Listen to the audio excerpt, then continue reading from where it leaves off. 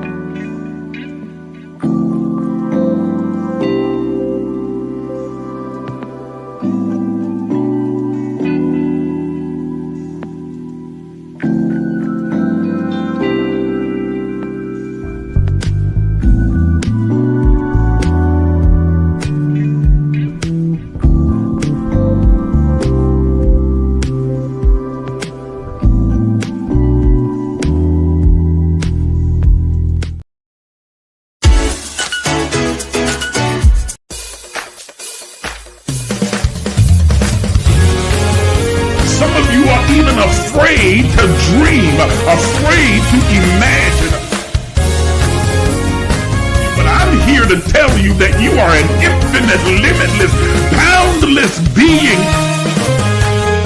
Are you willing to do what is necessary to have what you desire? Thank you for joining us. Please take a moment and like the Facebook page. Subscribe to the YouTube page and hit the notification bell so you'll be notified when we go live. If you are finding value in these enrichment sessions, please consider supporting this page financially. Your donations allow us to continue to provide spiritual enlightenment, self-exploration, and kingdom knowledge. Also, consider becoming a partner because partnerships have this privilege. As a partner, you'll be able to attend our annual Partners Only Summer Summit, join us for our 6 a.m. virtual daily guided meditation sessions, weekly advanced empowerment sessions, regular prophetic insights and instructions, 30% discount on all Emerge books and merchandise, and a custom Emerge t-shirt. You'll also gain full access to the private Emerge Movement community page as well as group chats. Once again, thank you for watching.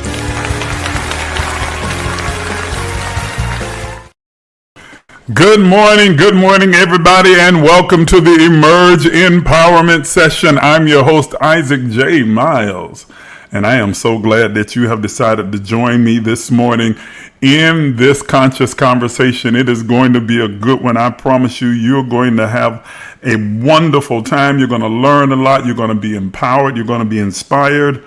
You are going to be helped and uplifted and encouraged by what you receive this morning. Now, listen, those of you who are watching me across all platforms, thank you so much for joining me. I'm going to need your help. I need you to help me to continue to grow and to expand the reach of this platform. So what you can do for me today, right now, those of you who are watching across all platforms, number one, I need for you to share this live with everybody that you know.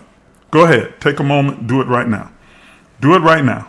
Go ahead, hit the share button and just start sharing it out. Share it to your group chat, share it to the groups that you're a part of on whatever platform you're watching from, share it to your friends and your family, share it to everybody that you can think of and invite them to come and be a part of the conversation. Take about 10 seconds and do that for me right now. Everybody, just share it. Share it. You can attach a little note to it and say, hey, look, this is something that I think you'll enjoy, that will be helpful to you. You should tune in and watch what's taking place. Go ahead and do that right now. Share it all across every platform. Do it right now. This is going to be a great conversation. All right, here's the second thing. I need for you to interact with this live. That means I need you to be a part of the conversation. I need you to send hearts, double tap that screen, click those hearts, and send up as many likes and hearts as you can possibly do. And do it not just now, but throughout the entire live experience that we're having here. I need for you to hit those likes and help me to be able to engage, because when you do so, the algorithm pushes this live out even further, and more people are drawn to it and will come in and be able to participate. So I need for you to right now take a few moments and start double tapping the screen. Everybody, let's run those likes up. Start clicking those likes, those hearts, and I need to see a bunch of hearts coming up everywhere. Come on, do it for me right now, if you will. Take about 15 seconds or so and just begin to double tap and send those likes this way. I appreciate every single one of you and all of you that are doing so right now. This iPad is acting up. I think it's time for me to get a new iPad. I'm going to order one this week, probably do it today so that it'll hurry up and get here, because this iPad is acting a monkey. Okay, do that for me right now. Let's run those likes up. Come on, run them up. Okay. God bless you. Hey, my man. I see the Apostle Carrie Pope that's on here with me this morning. I am so glad to see you here. Thank you so much for tuning in and for being a part of this conversation. I appreciate you. I absolutely do. All of my friends, I thank you for tuning in. Those of you who are watching, Marcus Grave, thank you for tuning in. Little Jump, Mike, AI Miles. Oh my.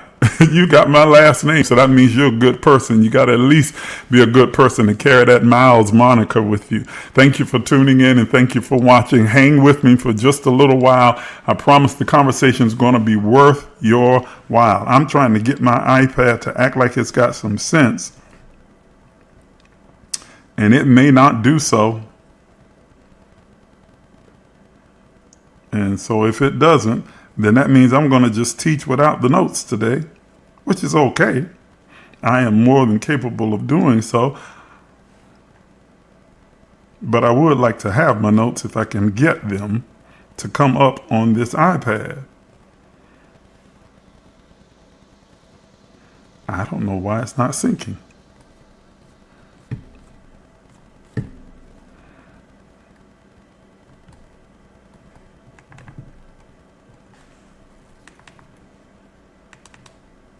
Yeah, it's time for a new one. Because this one is not working well at all.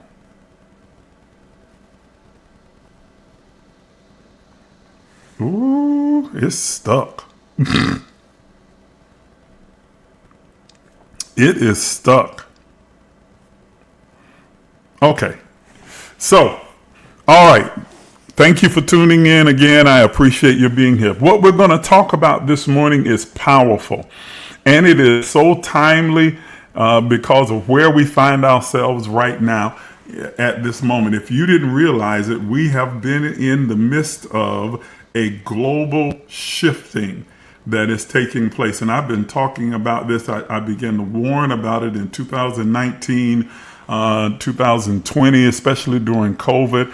And I talked about, if you remember, those of you who've been following the platform know that I began to prophesy that there was going to be a global shift that was taking place, that we were in the midst of it because we were headed toward the beginning of the age of Aquarius. And Aquarius, that is where Pluto is seated in Aquarius for the next 20 years, and that it signified, or it gave us a blazing alarm, if you will, almost like a neon sign flashing, that things were about to begin to shift and change in every area of humanity on a global stage, that there will be a shift in technology, a shift in media, a shift in music, a shift in energy, in government, that there would be governmental shift. And we're not talking about a small shift, but a shift of the paradigm. And the word paradigm, what it means is that it shifts the way that we function and that we operate as a human society. That the world, the global community, would shift how it would act and move and behave across the board. I began to talk about this in 2019 and 2020 during COVID. Myself, along with a number of other real prophets and psychics and seers, began to say that you were given an opportunity during the COVID experience to begin to reshape, rethink, and retool yourself and prepare for what was emerging at the moment. You have to be in tuned and aligned with what's taking place, not only in the eternal moment of now, but what is forming in the future. The real power of a seer, of a futurist, or a prophet or psychic is their ability to be able to look into the future and see it forming, to see it coming before it arrives here, to see it being put into place so that it can begin to prepare those who may not be as aligned or as attuned. They can prepare for what is coming. And so you need to be aligned and attuned with God within you, that because the job of the Holy Spirit within you, that Spirit of God that is in you, through you, and as you, has one very specific job. And it's not to get you to dance and shout and hick a Messiah and jerk and quicken, but it is to guide you and lead you into all truth. Watch this. Here's the second part of the verse that most people leave out. It does not just guide you and lead you into all truth, but it says it will show you those things which are to come. It shows you those things which are to come. It is to unveil, reveal, uncover those things that are about to manifest in your three-dimensional reality. And many people, especially those who are, excuse me, don't get mad at me, of the Christian ilk, are completely oblivious to what is happening and unfolding because they're too tied to traditional thinking and too crippled by the religious organization that they've aligned themselves with. And so they are just oblivious to what is happening when the real answers lie within them, because they have and they are the manifestation of the divine God that not only sees but knows all things. And so if you really want to be informed, you align yourself with that divinity, that divine knowing, so that revelation is brought forth, whether it emerges from within you or it comes from a trusted source, a trusted voice that has a track record of being able to speak what is the mind of God or the future that is unfolding. And so I began to unfold and to begin to reveal what was coming, and that we should begin to prepare ourselves for a global shift, that it would affect not only your locality, but your state and your country, this country, and the world around you, your connections, your family, your jobs. Everything was going to begin to shift. Everything that can be shaken would be shaken. I spoke about this, and I spoke about it in very stark terms, to the point where people began to call me a little bit crazy and said that I was going overboard and that I was being fanatical. But I guarantee you they don't feel that way now, as they see how things have begun to unfold. Now here we are. In 2025, a universal 9 year, where that 9 symbolizes in numerology the end of old systems and old structures, old doors being closed and new doors opening, new structures emerging, new systems emerging. And that if you are not aligned with, in tune with, and prepared to function and operate in alignment with those new systems, you will find yourself in chaos, all discombobulated, all twist and turned, because you are not ready for what is emerging in the now. All you have to do is just look around you, look at technology. I remember posting not too long ago, I think it was a few months ago, because I had a really negative experience in one of these retail places with fast food places, as a matter of fact, with one of the clerks that was working there. And I had the thought, as that old part of me wanted to react and to get petty. There's a thought that emerged in me and said, well, why are you getting upset about this? Because eventually, probably within the next 5 to 10 years, she won't even have a job. And I wasn't trying to be funny, nor was it really directed at her, but it was about what I know about the future with the unfolding of AI and technology, that many of the jobs that people are dependent upon now are going to become obsolete. That they'll have computers that will do the job for them. You already go into most of these fast food places, and they have very few people working there, but they have a kiosk set there where you can begin to kind of punch in whatever it is that you want, and then it shoots the order back to those who are going to prepare it, and then eventually, and then as you go up to the line, you simply pay. whether you pay at the kiosk, whether you simply go up and receive your food.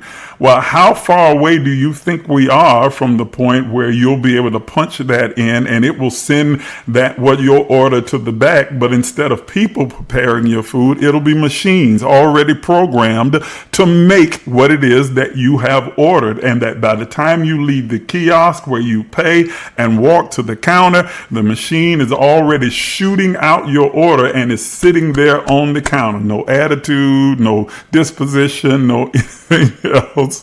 But it's there. There are already stores in various major cities like in Atlanta or in Miami or in Los Angeles where there are very few people or humans that are working there, but everything is automated. You can go into the Amazon store, and if you have an Amazon account already linked to one of your credit cards or your debit cards, you can just begin to pick up the items that you want, and as you approach the counter, what you ordered is already, what you picked up rather, is already on the screen. It's already on the screen. It shows what you picked up. It shows how much it is and what the total is. And then it automatically takes the money from that account that you've connected with them, so that all you do is put your stuff in a bag and walk out the door. No human contact involved at all. What am I saying? I'm saying this not for you to become afraid or for you to get, paranoid or any of these other things. And no, this is not a sign of the end times and that Jesus is soon to come. I know that that's what the church world will say, and they'll try to hype you up and get you afraid and be very afraid. No, it's not about being afraid. It's about technology moving society forward. Yes, there are some pitfalls that can definitely come from it, but people have always had nefarious intent regardless of what it is. That's what the church world tried to say about the internet and social media. And those things have realized there are people with nefarious intent, and so therefore they use social media to bully and to do other kind of evil and things that cause people hurt or harm. But for the most part, it helps to move society forward. The key is that if you are looking into the future and you see it forming, then you can prepare yourself for what is emerging and then align your skills and your abilities and your vision with what is unfolding rather than just looking at the here and the now.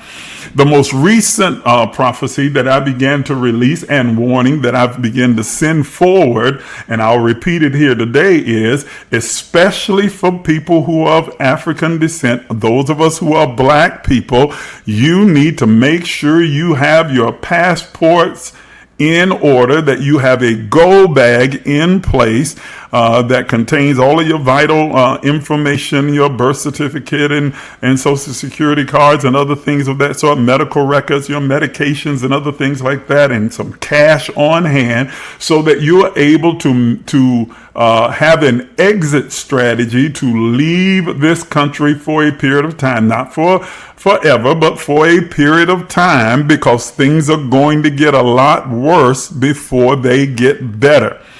You better hear what I'm saying to you. I know this is away from the topic, but I'm going to get back to it in just a moment.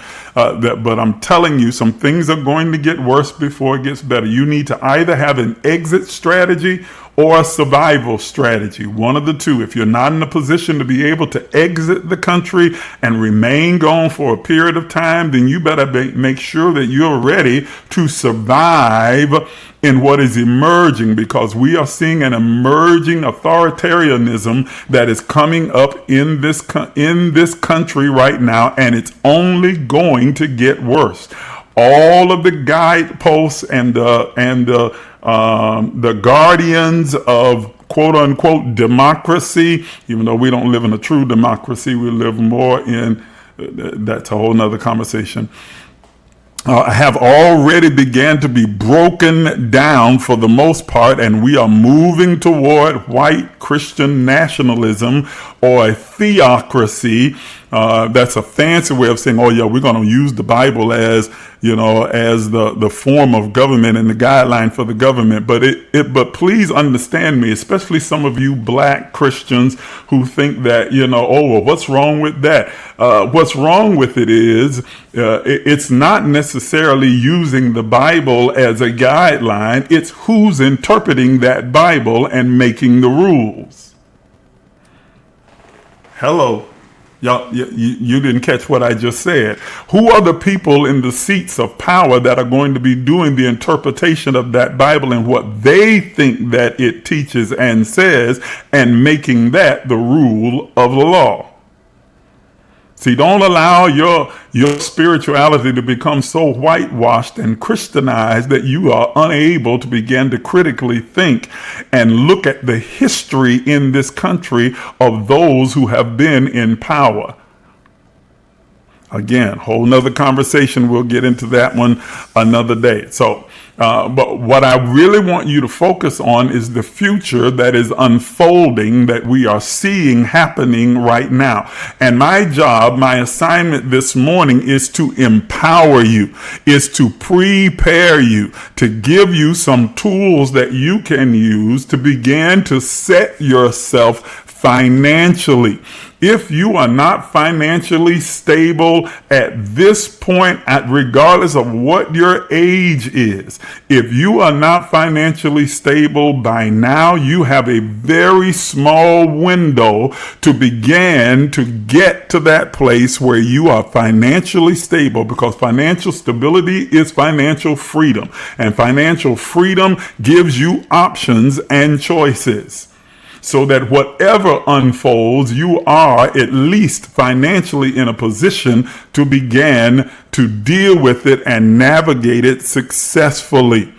No, being financially fit and being financially free is not about the cars, houses, lands, and all of the accoutrements that can come from having money. That's wonderful. Nothing wrong with that. And get you the nicest car, nicest house, and the nicest clothes and jewelry and travel as much as you like to do.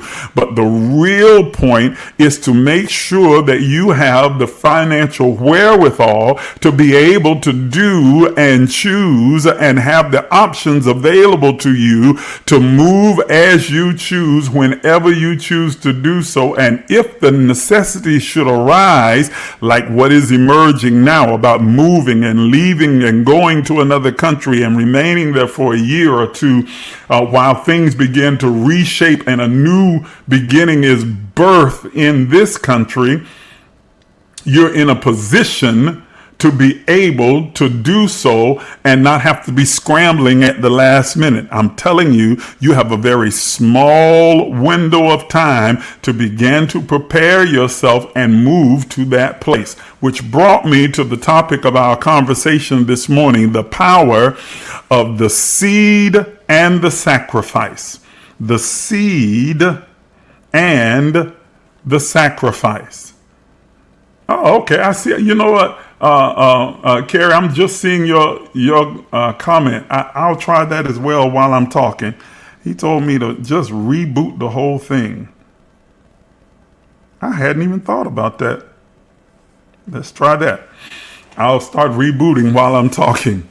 The seed and the sacrifice. My friend, Kim, posted a post a few days ago that just triggered something in me. It's such a powerful statement. I actually shared her post and added my own little caption to it.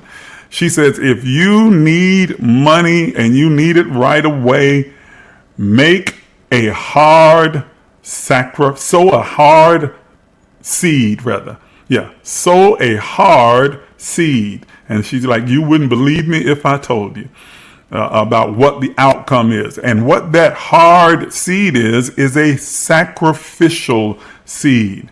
She made a profound statement, and it is one of the keys to abundance and building abundance and wealth in your life that is is so prevalent throughout scripture, throughout all holy texts, across all religious sect ideas, and throughout the universe or the kingdom of God, or whatever terminology you want to use. But it is also the least used and the least trusted and believed. Yes, because there have been charlatans and people who have taken advantage and run game and tried to get over on people. But it is also because we have been so programmed and domesticated and trained through poverty, especially black people, through poverty, to think of money in a very negative light or in a very fearful light. Most African American people are afraid when it comes to money. You operate out of fear, out of want, need, lack, and scarcity. And so that leads to behaviors like hoarding and some other nefarious things in order to be able to get money, keep money, or be able to navigate. We ninja rig, y'all know the word. We ninja rig and we try and ninja fix things, and we think that's a part of who we are, a part of our culture, a part of our collective mindset. But that collective mindset leads to more and more poverty, more and more hurt, more pain, more and more lack, and more scarcity. And because we are afraid to have this uncomfortable conversation about money, around money, everybody wants more money, everybody desires more money, but we're afraid to talk about the necessity of doing these things that are necessary to create wealth and to attract money into our life. And please understand that money is energy. And so it's not just about earning money. Everyone has the capacity and the ability to earn money. All you need to do is have a job or a business or some vocation, and you can earn money. But the real key, ladies and gentlemen, is being able to multiply money, to circulate money, to move money, manage money, and give your money a mission so that it creates a momentum so money begins to flow to you effortlessly. It's not that you are just attracted to money, but that money is attracted to you. That you are part of the same energetic field. You are aligned vibrationally with the current of currency. Money is energy. I need you to understand this. I need you to grasp this before I get into defining the seed and the sacrifice. That money is energy. That's the reason it's called currency. Money is energy. Let's see if this worked, what my friend told me. I bet it. Oh, nope, it didn't work with this one. That's when you know an iPad is extremely old. Because even rebooting it didn't fix the problem. It did not. It absolutely did not. Okay, so I'm going to get me a new iPad today. I'm going online and get it. Money is energy. Do you hear me? It's energy. And everything around us moves it moves according to the laws that govern energy. Those are the same laws that govern the universe or the kingdom of God. They are the laws that govern the spirit world, and money is attracted or drawn to the frequency upon which it vibrates throughout the earth. You have to align yourself with the vibrational frequency of money to create a constant flow that comes into your life, and to create a wave of circulation of the current of currency. This is something that I've known for so many years and started practicing and saw it really begin to work, not only in my life, but in the lives of those that I would share this information with. And can I be honest with you? Can I be very transparent?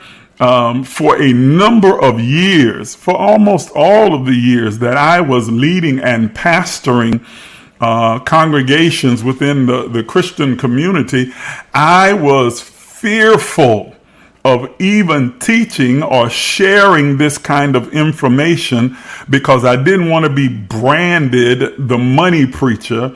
And you know how people think about preachers, pastors, and churches anyway. And I didn't want that brand on me. So I just, stayed away from these kind of principles, didn't really talk about money, shied away from even discussing it. And as a result, not only did I suffer, but my congregations and those who followed me suffered because they were not taught those really simple, universal principles that could help them to move from a place of scarcity into a place of abundance. I have since been very liberated and seen my finances just blow up as a result of not only just following the principles, but teaching these principles as I do to those who are connected with the Emerge movement. We have a financial fitness plan inside of the partner portal that absolutely changes lives and revolutionizes your finances. I'm telling you right now, if you are not a part of the Patreon, you should join our Patreon. Now, you have to join the paid tier. There's a free tier where you get a lot of information as well. But if you really want to get into the nuts and bolts and the nitty gritty of it all, you need to get behind the paywall and join as a paid partner so that you can take advantage of the financial fitness plan. And I guarantee you it will change your life if you follow it. Now, if you don't follow it, then, you can get the information without application, leads to frustration. That's just a fact. Okay. Information without application will just simply lead to frustration.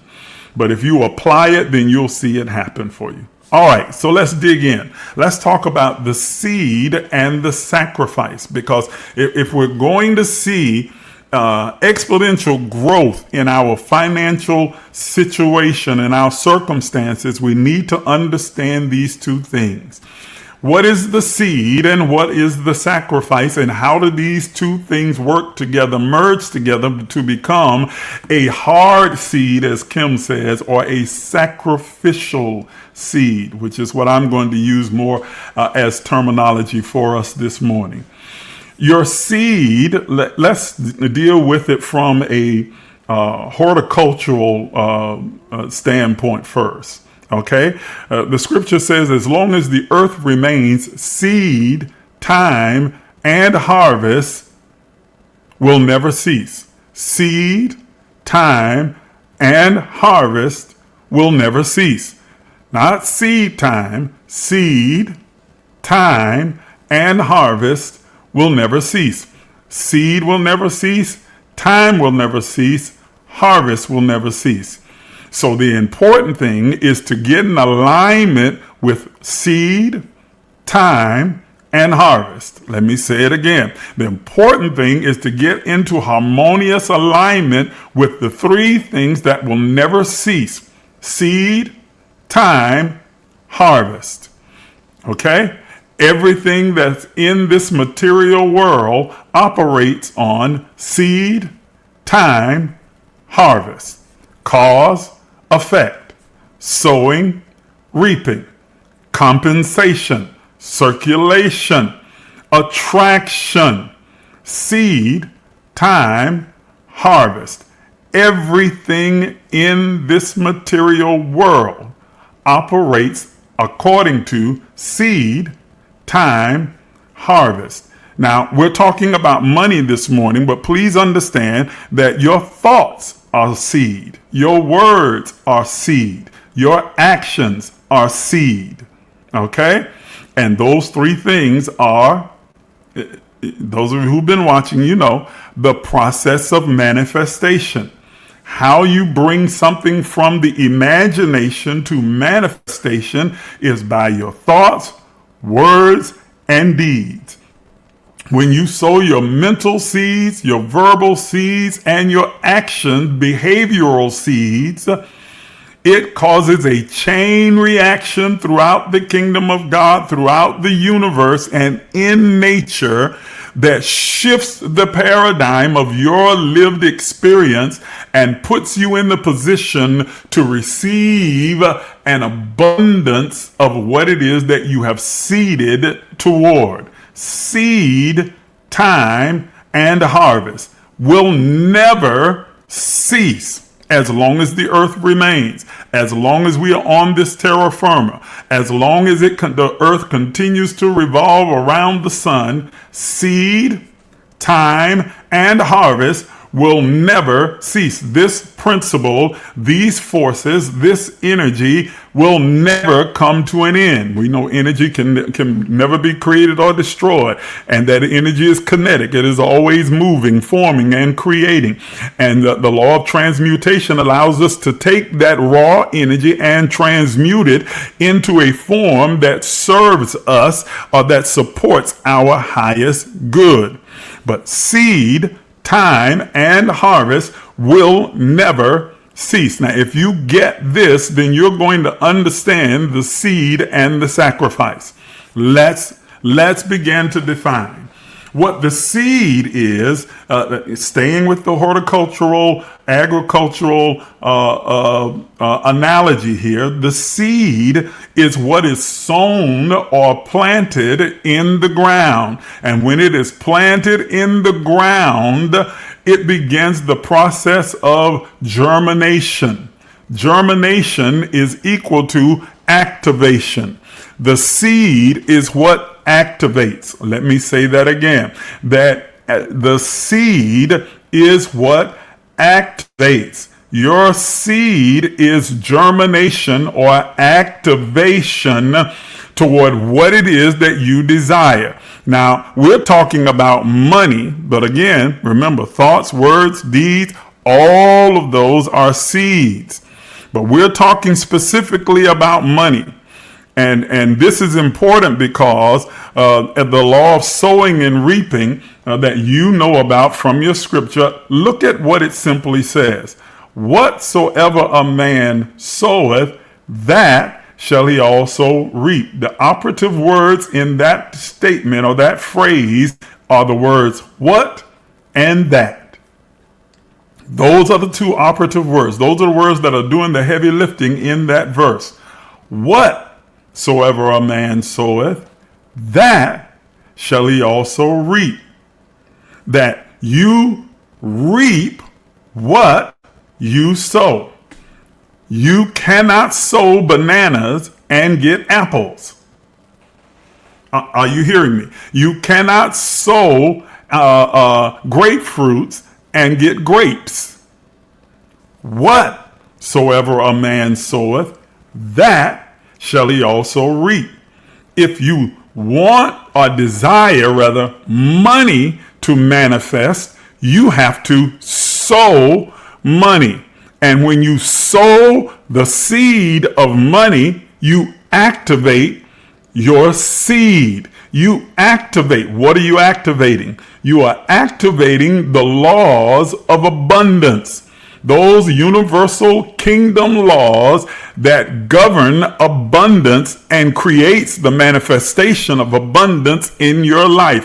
When you sow a seed, you are activating through germination, you are activating the laws, the law of compensation, the law of circulation, the law of cause and effect, the law of increase, the law of compensation, okay, and the law of attraction. You are activating those laws because you are aligning yourself with the frequency or the energy or the anointing or the spirit of those laws that are functioning throughout the kingdom.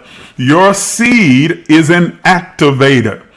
I want everybody in the comments to write in the comments, seed equals activation. Just use the little equal sign. Seed equals activation.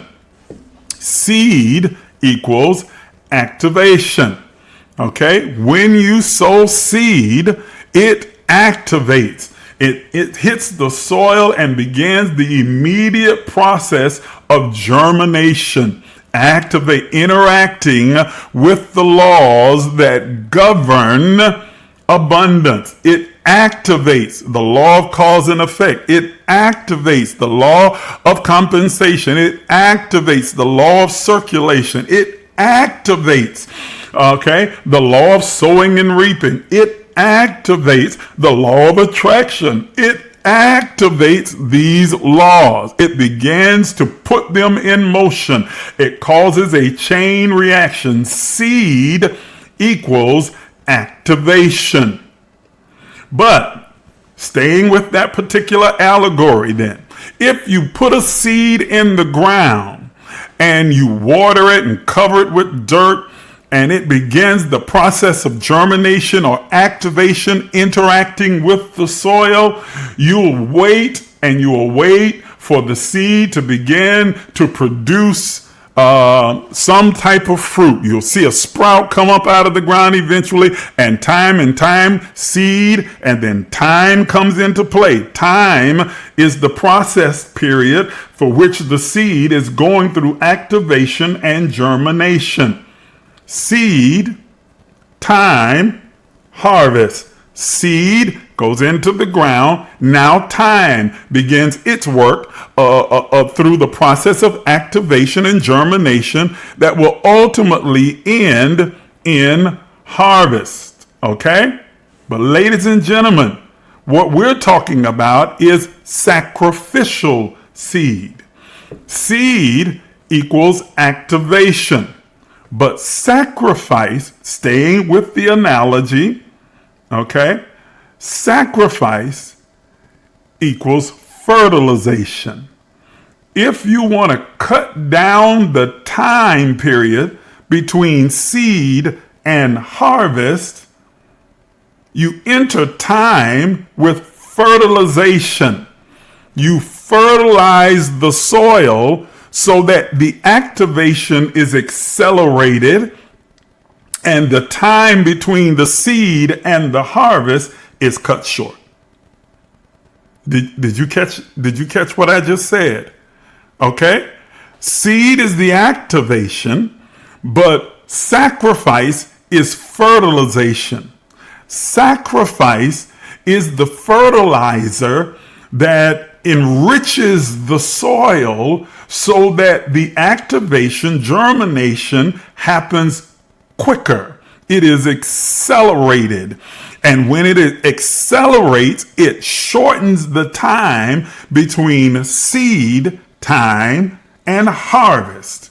Did you catch what I just said? Seed, time, and harvest are going to follow that flow, but sacrifice fertilizes in time so that the time between seed and harvest is shortened because of the sacrifice. Now, why? Because when you are sacrificing, you are enacting your faith. You are aligning with the energy and the currency of the current of currency, and activating your faith, recognizing the source as the producer of the harvest. That money is not my source. The job is not my source. The bank account, the investment, the business is not my source, but it is the Spirit of God within me that is the source of my supply. So when I make a sacrifice, that is, I do which is hard, I do which requires real faith. See, some of you can sow a seed of $20, and that is also a sacrifice. But there are others of you that are watching me that $20 is no sacrifice. It is no real sacrifice. It's just $20. You can sow $20 and it doesn't even bother you. You won't even miss it. It's no big deal to you. But when you make a sacrifice, you are making a declaration of your divine spirit. You are saying to the universe, to the kingdom of God, to God itself, you are saying, I don't trust these things, I trust God. I believe God. I believe the laws and the principles that God has put in place that governs the universe around me, and I trust in that. My faith is not in the person. My faith is not in the job. My faith is not in the place or thing. My faith is in God.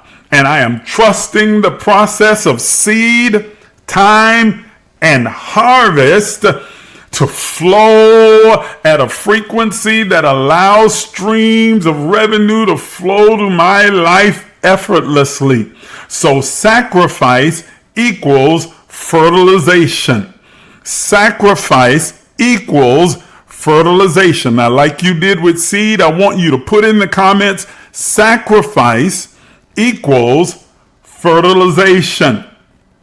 Sacrifice equals fertilization. And please understand, while we are talking about money, this works universally across the board. Whether it is you are the seed of your thoughts, or the seed of your words, or the seed of your actions, when you begin to make those seeds sacrificial, it fertilizes the ground and it cuts short the period between seed and harvest. The time that goes between seed and harvest is now shortened, is now abbreviated, because you have fertilized the seed.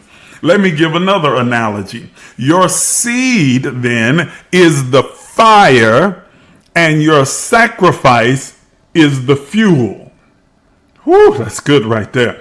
Your seed is the fire, the spark.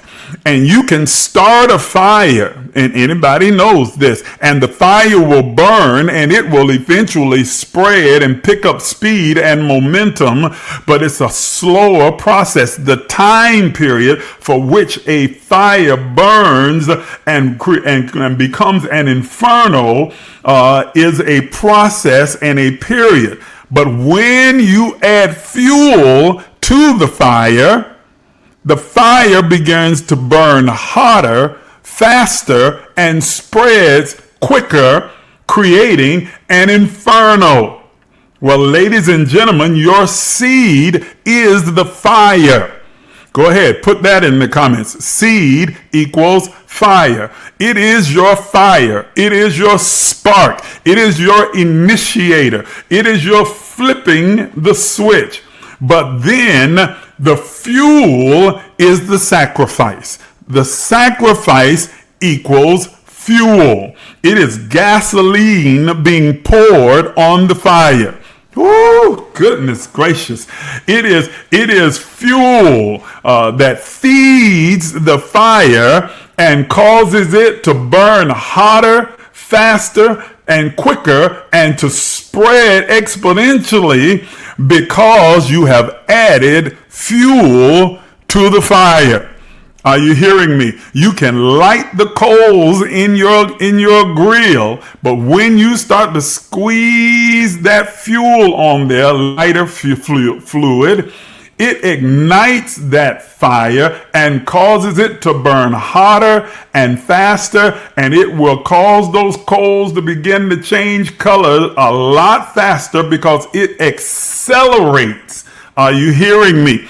It accelerates the power of that fire. Okay? Firefighters will tell you that fires spread quicker and burn hotter when there is an accelerant, something that fuels the fire. Your sacrifice equals the fuel. Ooh, let me say that again. I said your sacrifice equals the fuel. Put that in the comments. Seed equals fire. Sacrifice equals fuel. It is the accelerant. It is what feeds the fire of your seed and causes it to grow.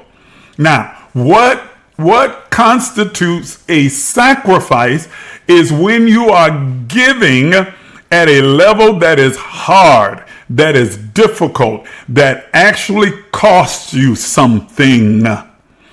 The best example of this is the allegory or the story that is told in 1 Kings chapter 17 when Elijah meets the woman of Zarephath. When he meets this woman, he says to her, I want you to make me a cake to eat. And the woman, it's in a time of famine. It is in a time of need. It is in a time where things have dried up all around, not only her, but the entire nation around them is experiencing a famine.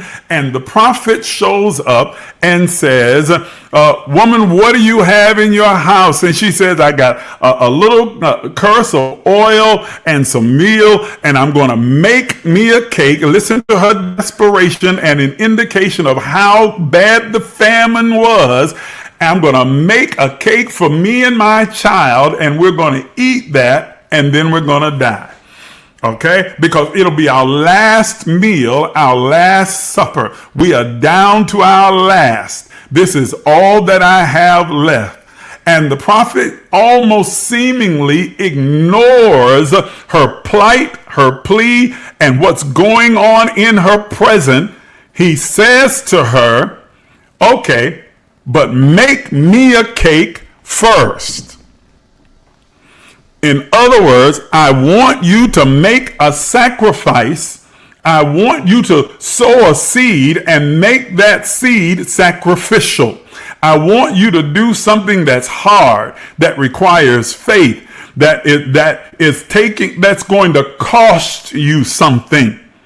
The woman just said, I'm going to make a cake for me and my son. We're going to eat this and die. And the gentleman, the prophet, says to her, but make me one first before you do anything for yourself. And I know that this is going to cost you because you're going to dip into the oil and the meal that you have left and make me a cake, which means there's going to be less for you and your son, that you may only be able to make one cake instead of two. And now either you or your son will be able to eat and the other will go without. But make me a cake first. It's going to cost you something. It's going to put a demand on your faith.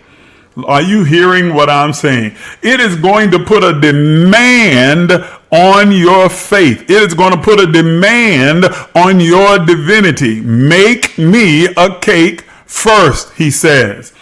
He says, I don't want you to think about your situation or your circumstance. I don't want you to focus on the eventual outcome that you have determined is going to happen. I don't want you to act in a way that aligns with the fear of what the eventual outcome is going to be. I want you to bring your thoughts, words, and your actions into alignment with faith and make a sacrificial seed. Sow a sacrificial seed. I want you to supply the fire and the fuel. I want you to sow the seed and the fertilizer so that you can experience seed, time, and harvest, and you can experience it at an accelerated pace. You can get an immediate response. And suddenly, all throughout scriptures, you'll find this term used over and over again. And suddenly, or behold, that's another way of saying, and suddenly. suddenly, seemingly out of nowhere, this happens and materializes. Why? Because there has been a sacrificial seed that has been put in play. And when that sacrificial seed is released, and suddenly, that is the time period between seed and harvest, is abbreviated, cut short, so that you see an immediate accelerated response to the seed that is sown. Now, I need you to understand that this is magic, but it's not hocus pocus or abracadabra. You have to bring your thoughts, words, and actions in alignment. You can negate or dig up your seed by sowing your seed, even if it's a sacrificial seed, but then not bringing your thoughts, words, and action in alignment with the seed that was sown. It's tantamount to your digging the seed up. You sown the sacrificial seed, but you're constantly worrying and fretting and doubting, and then your mouth gets involved and you start to speak against the very thing that you just sowed. I shouldn't have did that. What was I thinking? Man, I could have used that money for, man, I should have did this. Man, if I hadn't sown that seed. And so you go back to the actions now. Here's the third part of manifestation. Your actions then begin to regress to those same actions aligned with poverty, lack, and scarcity, and you start behaving in the same poverty mentality that you did before, which produced the same results that you're in right now. So when I say it's magic, it absolutely is. It is divine magic, but it is not hocus pocus or abracadabra. You have to have the follow through. You have to maintain the thoughts, words, and deeds that align with abundance and prosperity and increase. And the moment your seed, your sacrificial seed, hits the soil, it begins to activate at an accelerated pace all the laws that govern abundance. The law of circulation says that it is about circulation is about momentum. It says that when you have sown your seed and you continue to sow those kinds of seeds, you are creating a circular movement within your life that causes what goes out to come back in, it goes out and it comes back in, creating a circle or a cycle of abundance in your life. But it doesn't just come back to you, sowing and reaping. What so a man soweth, that shall he also reap. But then you activate the law of increase, so that what you sow is what you reap, but you reap in much greater and larger proportion than what you've sown. This is bared out by the principle that's enumerated in Luke 6:38. Give, it says, and it shall be given unto you. Okay, what you've sown will be returned to you, but it's not going to just return. It returns good measure, pressed down, shaken together, and running over. Did you hear those four levels? Good measure, pressed down, shaken together, and running over. How does it return? Good measure. That means that it has increased and expanded. Okay? Good measure. Pressed down. That means even that now is pushed down, creating even larger space. Shaken together and running over. It comes in waves and in levels. It creates a cycle of a wave of income, of streams of abundance that continuously flows into your life. Listen, this not only applies to money, and we're talking about money, but it applies to your thoughts. It applies to your words. It applies to your action. It applies to everything that you do. When you sow it as a seed, a sacrificial seed, it returns. It enacts the law of increase that sends that seed back to you and multiplies it. Woo! Cred Day, that every seed you sow, every sacrificial seed you sow comes back multiplied, accelerated and multiplied. Let me say that again. Every sacrificial seed you sow returns to you in an accelerated fashion and multiplied. Good measure, pressed down, shaken together, and running over. Are you hearing me? It also enacts or activates the law of cause and effect. Your sacrificial seed is the causation. The effect is the harvest. Seed, time, harvest. You keep seeing these connections. I keep trying to draw the lines between all of them and connect the dots so that you can understand it. So that when the law of cause and effect says for every cause, there is a definite and consistent, perpetual, predictable effect. For every cause. And once you have discovered the cause of a thing, then you can always reproduce and replicate the effect. Well, the cause of accelerated financial growth and abundance is a sacrificial seed. Seed is the causation. The effect is the harvest. Seed, time, and harvest. Your seed, your sacrificial seed, also activates the law of compensation. The law of compensation says that the kingdom, the universe, that God itself will always compensate you for all that you do, whether in thoughts, words, deeds, actions. The universe always pays you back. It keeps the books balanced. It makes sure that you are never giving out more than what you receive. Lord, let me say it again. And I hear some of you already. I hear your thoughts. Your thoughts have become audible. I'm always doing more than what I get back. I'm always giving more than what I receive, because you keep digging up your seed and because of where your mindset is. The law of compensation guarantees that the books are always going to be balanced and that you will never give more than you receive. That old song that we used to sing growing up in church is a true idiom. You cannot beat God giving, no matter how you try. The more you give, the more God gives to you. So just keep on giving, because it's really true. You cannot beat God giving. Why? Because the law is in place to compensate you, to make sure that the books are balanced and that you never give more than what you receive. Okay?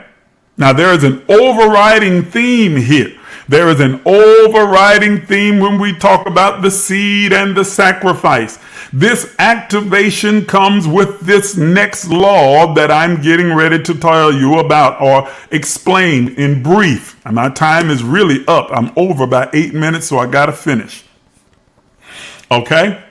This is not just the law of compensation or sowing and reaping or circulation, which is about momentum, or the law of increase. But listen to me. Yes, the harvest always outweighs the seed, Camoria. That's good. Okay? That's absolutely right. The harvest always outweighs the seed. This final law that I want to introduce you to, or that I want to take a brief moment and explain for some of you, because some of you understand this law. You've been following this platform for a while, and so you know it, or maybe you've learned it on your own as well. Okay? And we're not just talking about cause and effect, compensation, circulation, but it is the law of reciprocity. Okay?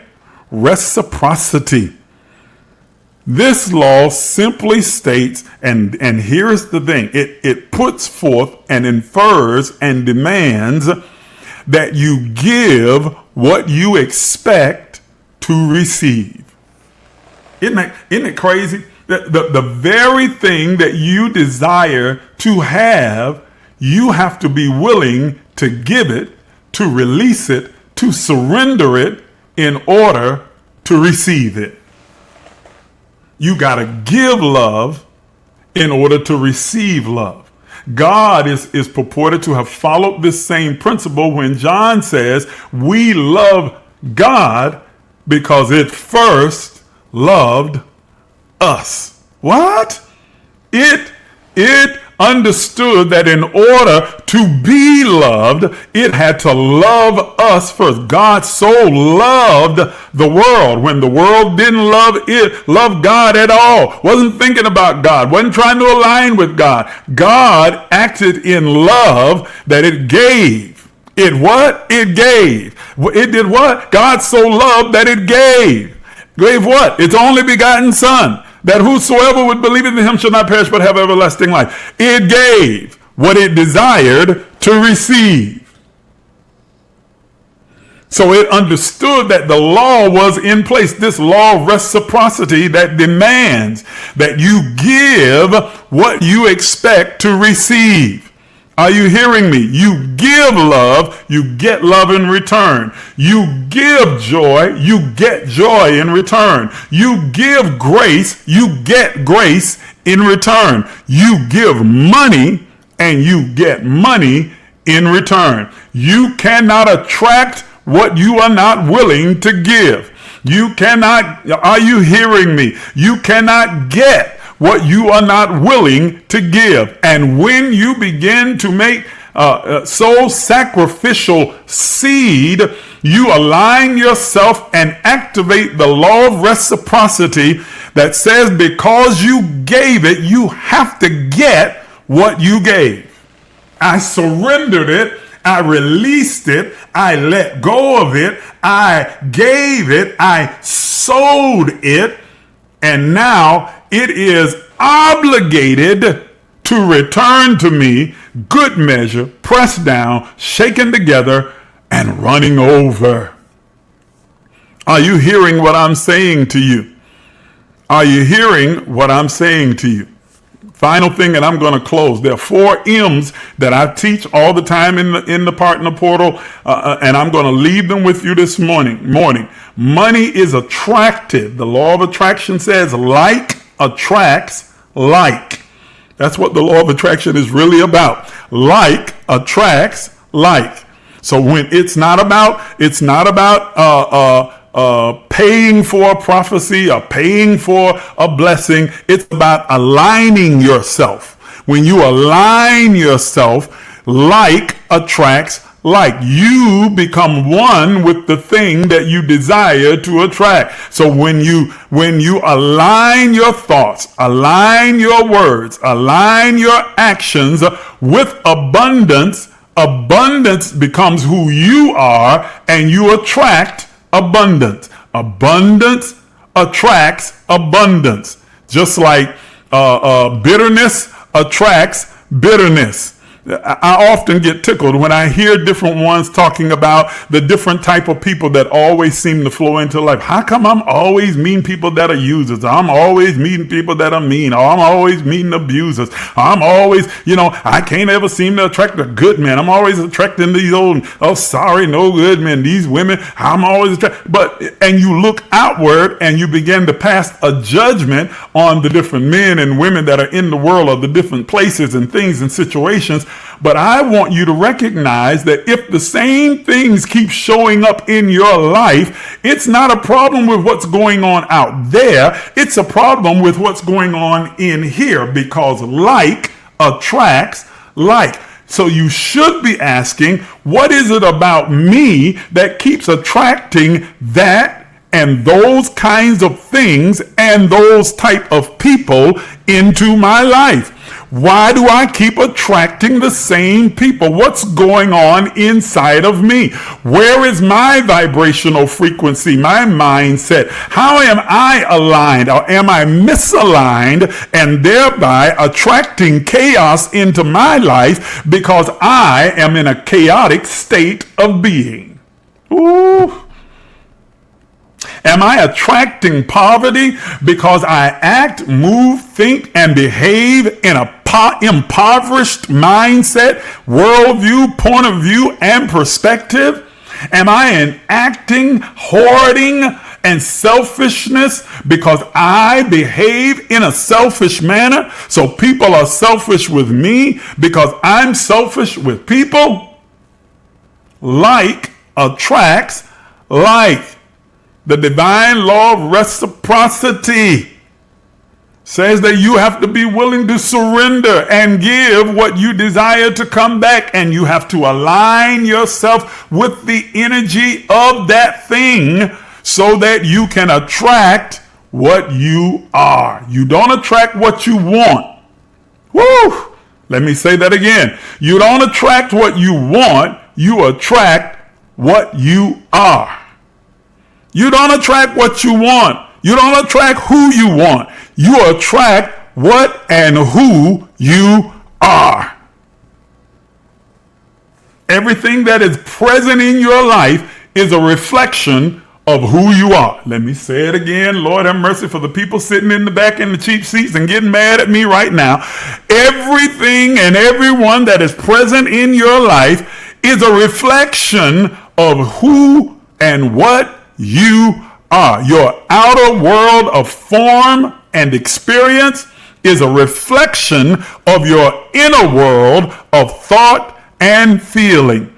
And so your thoughts, words, actions, your feelings, your emotions all have to align harmoniously, transitioning, transcending, and transforming you into that which you wish to attract. So your seed and your sacrifice, are you hearing me, are the activation and germination, the fire and the fuel that produces the harvest that you desire. Seed, time, and harvest will never cease, but you can manipulate time and the harvest by your seed. When your seed is sacrificial, it manipulates time, abbreviating it, shortening it, and it manipulates the harvest by multiplying it. You know, when you fertilize a thing, you get more fruit than you would normally get. When fertilization affects germination, you get a bumper crop. You get a huge crop. You get a huge increase. Your increase is exponential. Seed, time, and harvest. You can manipulate the time and the harvest by determining the seed. Whew! Okay? Finally, and I'm done, because I want to give you an opportunity to sow seed this morning, to sow a sacrificial seed. Please understand that seeding is worship. The very first act of worship that we find ever mentioned in Scripture is giving. When Abraham says that I and the lad will go up the mountain and we're going to worship, he was going up the mountain to give a sacrificial seed. Isaac was the sacrificial seed that he was going to offer to God. He called it what? Worship. He said, we're going up the mountain to worship. Every time you sow a sacrificial seed, you're worshiping. That is an act of worship. Giving is an act of worship. Not yay, Lord, come into this place. We love you, Lord. We worship you, Almighty God. Holy, holy, holy, holy. Okay? But giving is a form, is what worship is at its substratum, at its base, at its foundation. Worship is an act of generosity. It is an act of sacrificial giving. Are you hearing what I'm saying to you? And so I want to give you an opportunity to worship this morning through your sacrificial seed. Now you're waiting for me to tell you, oh, I want you to sow a seed of this much or this amount or this. No, I'm not going to do that. I want you to sow a sacrificial seed, a hard seed. I want you this morning to sow a hard seed. Yes, it will support the ministry, support this platform, help to expand and grow it, all of those things. That's the material, that's the natural.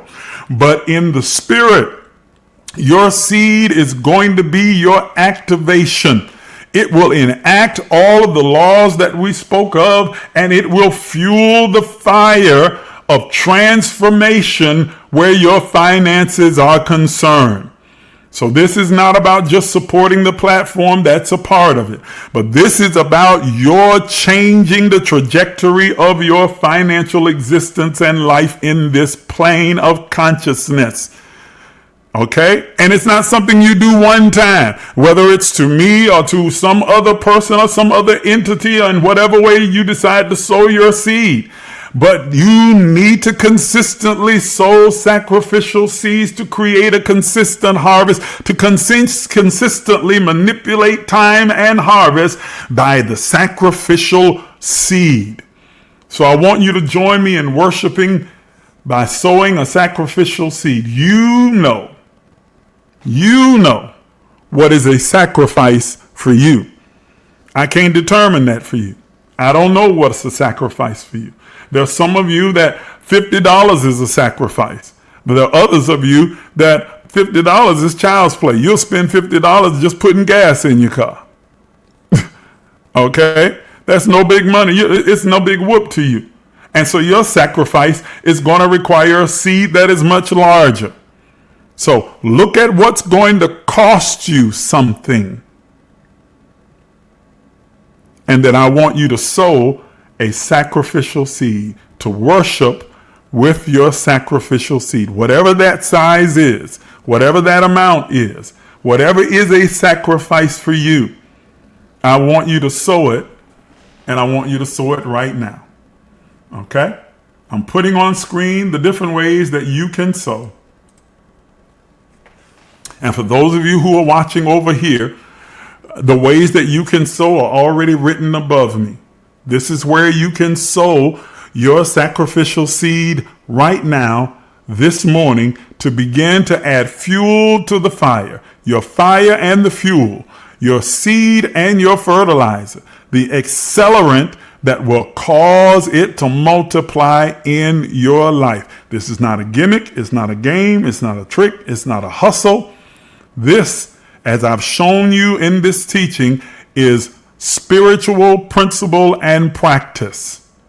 This is a spiritual principle and practice that aligns with the laws of abundance and with the ample, endless, infinite supply of the all of everything that is God, who is the source of our supply.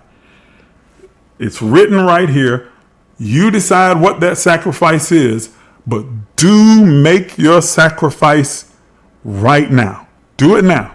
Worship in your giving right now. Those of you watching across all platforms, make your sacrifice, sow your sacrificial seed in this moment. Do it now. Do it now. I want to thank you all for tuning in and being a part of this empowerment session. There's so much more that I could say, but I don't have enough time to be able to say it all in this one setting. I want to encourage you to go to Amazon and order my books. Get these books. I have a book that's about how to manifest the life that you desire. The Alchemy. Well, that's one that's sitting right here. The Alchemy of Abundance. That's on there as well. The 6 laws that govern abundance is on there. Go on Amazon, download these books, read the information that's in them. I also want to encourage all of my friends that are in the Ben Hill County, Irwin County, Coffee County area. I'm going to be in town on August the 14th, 15th, and the 16th. The 14th and 15th, we'll be doing a restoration revival at Joy Temple, where Michael Acree is the pastor. And then that 16th, that Saturday, at the same location, we'll be doing a financial fitness workshop where I'm going to teach you not only the laws that govern abundance, but I'm going to teach you about investments, how to invest, whether it is day trading or in real estate or other or in the market. I'm going to teach you the basic principles of investment and how you can grow your money in this economy. Ladies and gentlemen, we are experiencing a dynamic shift where the economy is concerned, especially here in the United States. But if you understand how money works and operates and the mechanisms that are at play, then you can have an abundant harvest in the time of a famine. Oh, and a famine is definitely coming. Oh, absolutely. You can see already. Look at the inflation numbers, the unemployment numbers. Look at what's happening. Look at some of the economic decisions that are being made and the strategies that are being put forth by this administration. We are headed toward a famine, a recession, and if we're not careful, a depression. But you can be, as David said, who will only with your eyes observe the destruction around you, but it will not come nigh your dwelling place, because you've learned the laws and principles that govern abundance, and you've learned how to handle your money in a way that allows you to build the kind of wealth and abundance that will not be affected by the global economy. So I want you to join me. The registration for that workshop is $100. That's a penny. Compared to what the information is that you're going to get. You're going to get free information, free materials that I'm going to put in your hand to help you to grow your finances and to become financially stable and free. I'm going to hand out some of my books to those of you who are enrolled, who have registered for it. You need to come to the revival. Because when I talk about restoration, man, I'm telling you, I'm going to release a prophetic insight and words that are going to empower, strengthen, and enlighten you and totally revolutionize your life if you take those words and apply them. Because information without application will lead to frustration. So August the 14th, 15th, and 16th, I'll be there in Fitzgerald, Georgia. Okay, so everybody in South Georgia and the surrounding areas, from as far up as North Carolina and far down as Florida, come and meet me in South Georgia for these 3 days that will change your life. I've posted the flyers. The address and location is already on there. Registration forms are there. Make sure you click the link, get the registration form, fill it out, pay your registration for the workshop, come and attend the revival. That's absolutely free to whoever wants to come. Just come those 2 nights and be with us, and let's learn, celebrate, and grow, and do something more than just shout and dance. We're going to do that too. We can dance and shout, but we're going to learn something that changes and transforms us. Okay? I'm looking forward to seeing you there. Thank you again for tuning in to the Emerge Empowerment Center. I will see you next week at this same time for the Emerge Empowerment Session. Have an absolutely wonderful, stupendous day.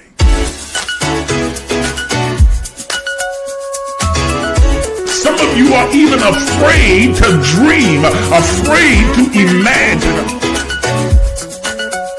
But I'm here to tell you that you are an infinite, limitless, boundless being. Are you willing to do what is necessary to have what you desire? You've been listening to Apostle Isaac Miles, the disruptive innovator, a mentor, an author, a motivational speaker, an entrepreneur, and the founder and spiritual director at emergelec Life Enrichment Center. Please take a minute to subscribe, like, and share this page. If you'd like to become a partner, you can do so by emailing us at emerge.lifecenter@gmail.com. Again, that's emerge.lifecenter@gmail.com. Once again, thank you for watching.